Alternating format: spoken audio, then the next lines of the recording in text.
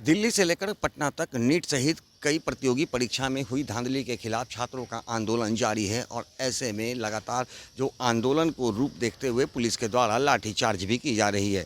इन तमाम मुद्दों को लेकर के आज बिहार कांग्रेस कमेटी कार्यालय में आज किशनगंज के सांसद मोहम्मद जावेद के द्वारा एक संवाददाता सम्मेलन का आयोजन किया जाता है और इस सम्मेलन के दौरान केंद्र सरकार पर जमकर हमले किए जाते हैं। पहले सुनिए क्या कुछ कह रहे हैं सांसद जावेद। आपको जान के अफसोस होगा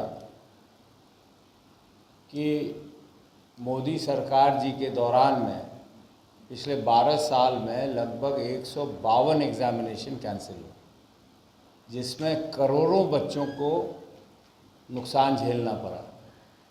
जब करोड़ों बच्चों की बात करता हूँ मैं, तो उसमें कई गुना ज़्यादा जो उनके परिवार के सदस्य हैं वो हम गिनती में नहीं लाते हैं। अगर उनको गिना जाए तो दसों करोड़ लोग इससे प्रभावित होते हैं और हुए हैं पिछले 10-12 सालों में। लाखों करोड़ रुपया लोगों का बर्बाद हुआ है, समय बर्बाद हुआ है और तनाव के कारण ये अभी जो मौजूदा नीट के एग्ज़ाम के कैंसिल होने पे, पेपर लीक होने के कारण 20 से ज़्यादा बच्चों ने शहादत दी। हमारे बच्चे बच्चियों ने, इससे बड़ा चोट नहीं हो सकता। अफसोस की बात यह है कि बच्चों पे जितना ध्यान हमारा होना चाहिए उतना है नहीं। हम उनके बारे में चर्चा नहीं करते, उनके भविष्य के बारे में चिंता नहीं करते।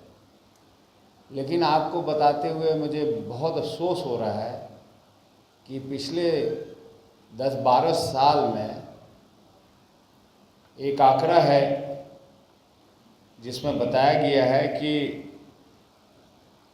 2014 से 24 तक 1,23,000 बच्चों ने, स्टूडेंट्स ने आत्महत्या करी। इसमें से कई लोग ऐसे हैं, कई बच्चे ऐसे हैं जो एग्ज़ाम्स कैंसिल होने की वजह से किए। दबाव उतना होता है तैयारी का, परिवार को संघर्ष करते हुए देखने पे जो तनाव होता है वो अलग तनाव होता है। और जहाँ तक बिहार ऐसे राज्य की बात है, चूँकि ना यहाँ पे सरकारी कोई योजना है जिससे अनएम्प्लॉयमेंट दूर हो, ना ही गैर सरकारी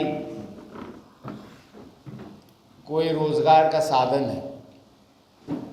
बिहार के बच्चों के लिए ये एग्ज़ाम ही एक ज़रिया है जिसको पास करके उनकी ज़िंदगी बेहतर होती है।